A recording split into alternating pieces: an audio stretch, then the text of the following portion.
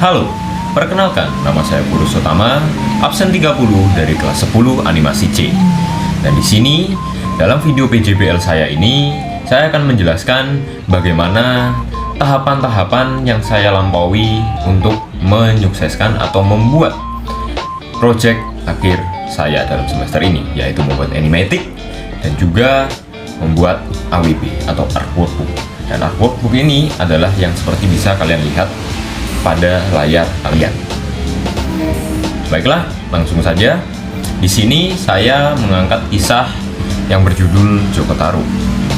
Saya mengambil kisah ini karena memang dari segi pengkarakteran dan konflik yang dihadirkan itu cukup menarik dan mengajarkan kita bahwa cinta itu sesuatu yang berdasarkan rasa, bukan sandiwara belaka. Bukan hanya rekayasa yang dibuat sedemikian rupa yang berujung dengan sia-sia. Begitu kira-kira. Baiklah, lanjut saja. Untuk membuat dua hasil ini, yaitu animatic yang berdurasi 30 detik dan juga art workbook, langkah yang harus saya lakukan adalah, yang pertama adalah pembuatan naskah atau skrip. Baiklah, dalam pembuatan naskah atau skrip ini, kita mulai dari naskah bahasa Indonesia. Baiklah, saya akan menceritakan kembali secara singkat kisah Joko Tarub ini. Jadi suatu ketika, tokoh utama yaitu Joko Tarub, dia sedang berburu di hutan. Tapi bukannya mendapatkan buruan, dia malah menjumpai 7 bidadari sedang mandi. Karena terpikat, dia mengambil salah satu selendangnya yang mengakibatkan satu bidadari itu tidak bisa kembali ke kahyangan dan ditinggalkan oleh teman-temannya. Nah, karena ingin mengambil kesempatan itu, maka Joko Tarub pura-pura membantu si satu bidadari ini. Dan satu bidadari ini yang terjebak yaitu bernama Nawang Wulan. Akhirnya Nawang Wulan dibawa ke rumahnya Joko Tarub untuk menginap. Nah, singkat cerita, mereka menikah hingga dikaruniai anak yang bernama Nawangsih.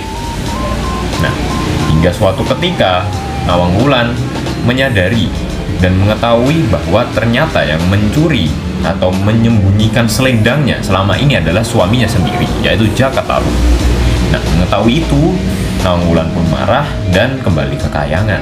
Namun sebelum kembali ke kahyangan, dia membuat janji ke Jaka Tarub untuk Jaka Tarub itu membuat gubuk atau dangau yang berada di dekat rumahnya, yang nantinya pada setiap malam Jaka Tarub harus menaruh atau meletakkan Nawangsih di sana untuk nantinya Nawang Wulan akan menggendong atau merawat Nawangsih, dengan syarat Jaka Tarub harus segera menjauh dari sana setelah meletakkan Nawangsih.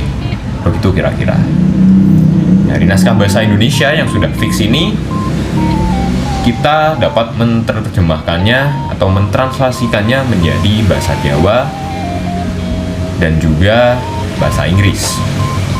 Dan di sini dalam bahasa Inggrisnya saya menggunakan past tense karena kejadian atau story atau cerita yang saya hadirkan di sini sudah berlalu, sudah terjadi pada masa lampau. Jadi saya menggunakan past tense begitu. Lanjut. Nah, setelah naskah bahasa Indonesia, bahasa Jawa, dan juga bahasa Inggris selesai, selanjutnya adalah pembuatan naskah animasi. Dan dalam naskah animasi ini ada beberapa hal yang cukup teknis, dan dalam naskah animasi ini sedikit berbeda karena pada dasarnya hasil akhirnya animaticnya berdurasi 30 detik, maka naskah yang dihadirkan terbatas dengan durasi 30 detik juga. Nah, tentu saja untuk bisa menghemat waktu, maka hanya diambil satu bagian atau struktur dari keseluruhan cerita. Dan di sini saya mengambil bagian resolusi, yaitu di mana Jaka Tarub meletakkan Nawangsih di dangau atau di gubuk, kemudian nantinya Nawang Wulan turun untuk menggendong Nawangsih. Begitu. Nah, di sini ada beberapa hal yang teknis, yaitu seperti yang ada dalam teks atau skrip ini, ada EXT Dangau Malang. Itu menunjukkan set lokasi dan juga latar waktu, pada dasarnya menunjukkan latar tempat dan juga latar waktunya pada adegan tersebut. Di bawahnya ada keterangan establishing shot yang menunjukkan angle kameranya, kemudian cara tangkapan kameranya, semisal dekat dengan kamera, dekat dengan karakter, dekat dengan objek dan sebagainya. Dan jika perlu ada kamera movement. Baiklah, di bawahnya lagi ada yang namanya narasi. Narasi ini fungsinya selain sebagai pengiring cerita, dia juga berfungsi sebagai pemerjelas tentang kondisi atau adegan yang akan ditampilkan. Begitu kira-kira. Jadi sebisa mungkin dalam skrip animasi itu singkat dan jelas. Jadi orang membacanya itu bisa langsung menangkap, bisa langsung membayangkan, ini begini, ini begini. Kira-kira seperti itu. Dan di bawahnya lagi ada yang namanya BGM atau background music, yaitu musik yang akan mengiringi adegan tersebut. Kemudian di bawahnya ada cut to yang artinya transisi. Jadi dari adegan 1 ke adegan 2 itu tiba-tiba langsung ganti layarnya tanpa ada transisi seperti memudar ataupun menggelap, kemudian baru muncul lagi ke adegan selanjutnya, tidak seperti itu. Jadi langsung sekali adegannya selesai langsung ganti srek gitu. Di bawahnya juga ada durasi, menunjukkan durasi dari setiap adegan, kurang lebih seperti itu. Baiklah, sketsa dan siluet ini pada dasarnya untuk mendesain karakter. Nah, kenapa kita mulai dari siluet dahulu? Karena siluet ini fungsinya satu, untuk mencari bentuk agar karakternya itu ikonik dan eye-catching. Yang kedua juga memberikan kesan dari karakter tersebut, entah karakternya jahat ataupun baik, seperti itu. Nah, setelah siluetnya sudah dirasa cukup kuat dan cukup ikonik, maka tahap selanjutnya adalah sketsa atau detailing, dengan cara memberikan kostum, memberikan wajah, dan detail-detail yang dirasa perlu untuk menggambarkan karakternya, seperti pada gambar yang berada di bawah. Nah, untuk pembuatan ini, setiap karakternya diwajibkan untuk membuat 5 alternatif karakter yang nantinya dipilih salah satu untuk dibuat model sheet, yaitu tahap selanjutnya nanti. Dan di sini karakter Joko Tarub yang saya pilih adalah yang paling kiri, karena target pasar saya, target pasar atau target audiens yang saya incar adalah remaja ke atas, yang tentu saja mereka bakal lebih enjoy dengan style-style gambar yang condong ke realis daripada ke kartunis. Baiklah, ini yang Nawang Wulan, sama saya mengambil yang paling kiri sendiri. Yang ini juga sama, Nawangse, Mbok Rondo juga, Bidadari 1, Bidadari 2, Bidadari 3, 4, 5, dan 6. Total ada 10 karakter. Baiklah, selesai dengan sketsa dan siluet. Selesai kita memilih satu karakter yang fix. Maka tahap selanjutnya adalah model sheet. Nah, model sheet itu apa sih? Model sheet itu pada dasarnya tampilan karakter dari berbagai arah. Nah, kalau di sini kita memakai 8 penjuru. Jadinya tampak depan, 3/4 depan, tampak samping, tampak 3/4 belakang, tampak belakang, dan seterusnya. Dan kira-kira seperti ini. Dan di sini saya memberikan color palette untuk karakter utama saya, yaitu Joko Tarub. Selanjutnya ada Nawang Wulan. Nawang Wulan juga sama, dibuat model sheet 8 penjuru. Kemudian untuk Nawangse juga sama, Mbok Rondo juga sama, dan seterusnya. Inilah karakter yang fix saya pilih untuk keperluan ceritanya. Baiklah, setelah menyelesaikan model sheet dari karakter, kita dapat langsung masuk ke background. Dalam background ini tentu saja saya akan menggunakan teknik perspektif. Dan di sini saya menggunakan perspektif 2 titik hilang untuk background yang pertama. Nah, seperti yang bisa kalian lihat di sini, saya membuat titik hilangnya satu berada di dalam kanvas dan satunya lagi berada di kanan kanvas tapi sangat jauh sekali hingga terlihat garisnya tidak terlalu distorsi begitu. Dimulai dari sketsa, kemudian clean up atau line art sampai bersih, dan akhirnya saya coloring.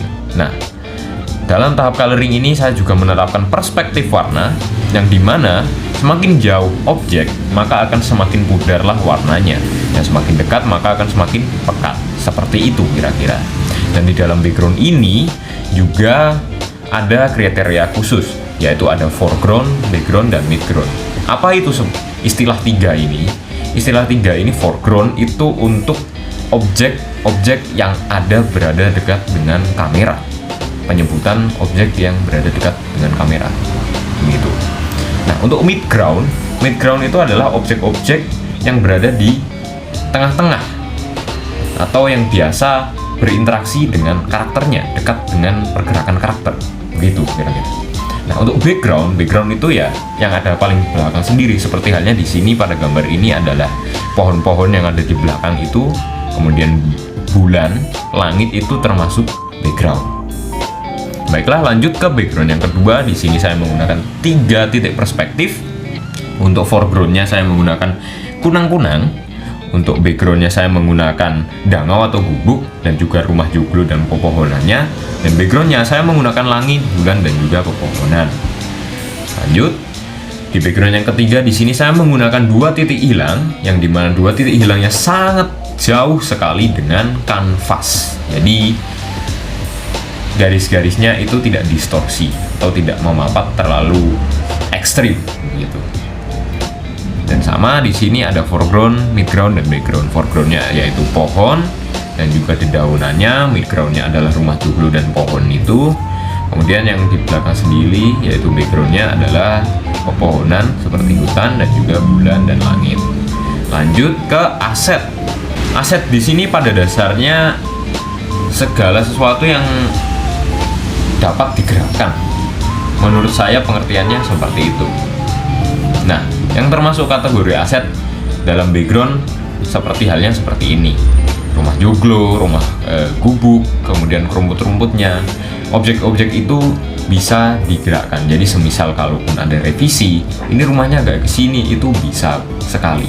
Sangat-sangat bisa. Dan itu dinamakan aset. Segala hal yang ada di background ataupun di karakter yang bisa di switch, digonta-ganti ataupun digerakkan begitu.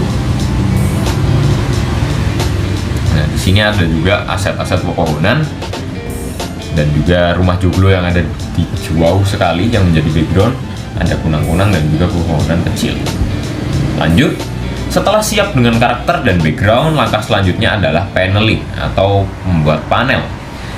Kurang lebih penampakannya seperti komik, tapi di sini panel di sini fungsinya adalah untuk memberi gambaran tentang peletakan karakter dan juga background.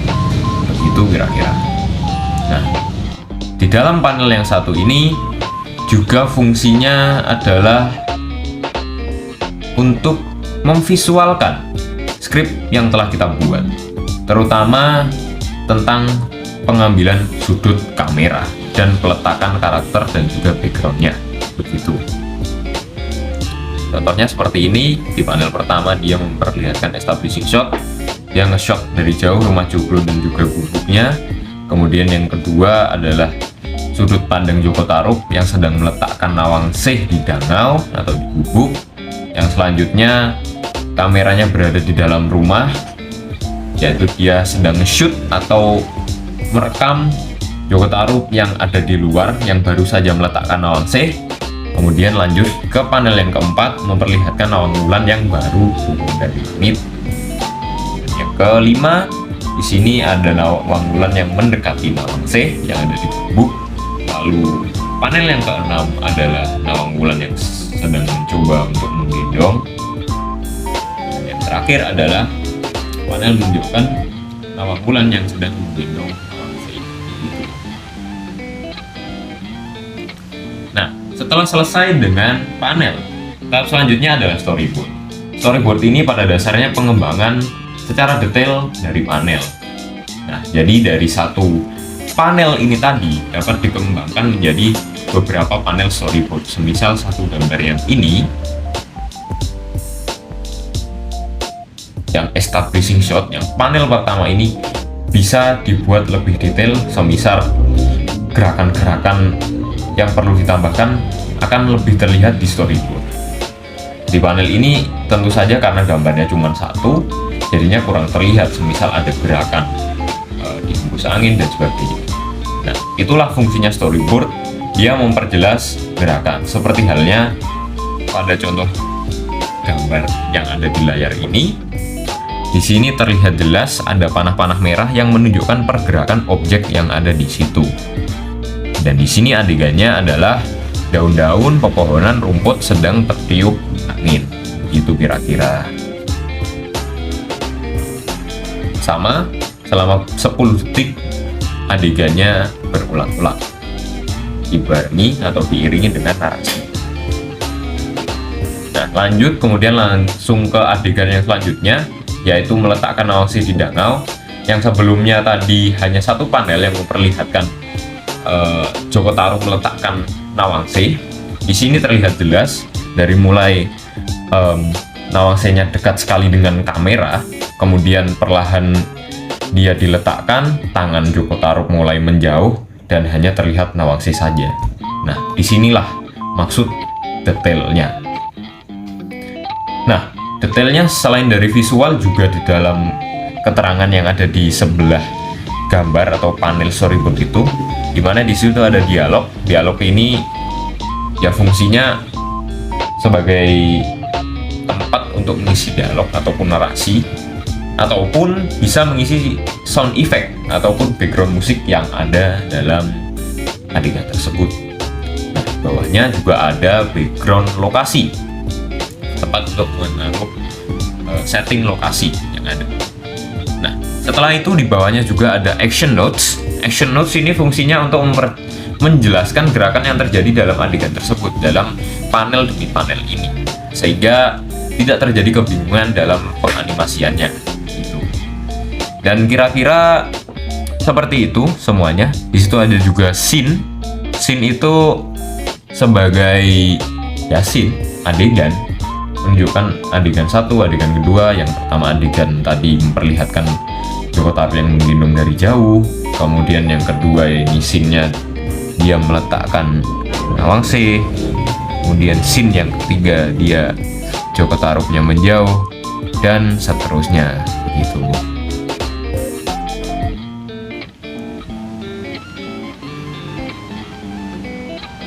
Terima kasih. Nah, di scene terakhirnya adalah ya sama seperti yang saya jelaskan di panel tadi, Nawangwulannya menggendong Nawangsi. Nah, dari storyboard yang selesai tadi, yang sudah dikembangkan dari panel menjadi beberapa gambar yang begitu banyak, yang cukup detail, maka tahap terakhir yaitu animatic.